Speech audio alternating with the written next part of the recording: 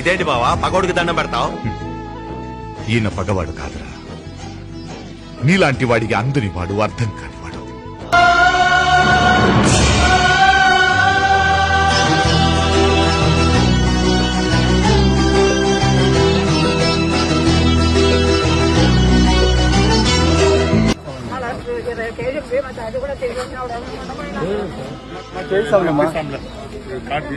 Card దీంట్లో ఎంత రావాలి మీకు? ఎవరెవరికి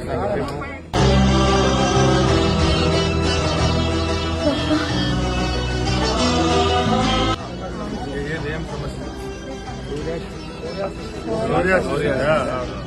ట్రీట్మెంట్ ఏమన్నా డబ్బులు ఇస్తారు, గవర్నమెంట్ దగ్గర ఇప్పిస్తారు, ఏమన్నా ఉంది ఆపరేషన్ అట్లా తెలుసు. ఏం 10,000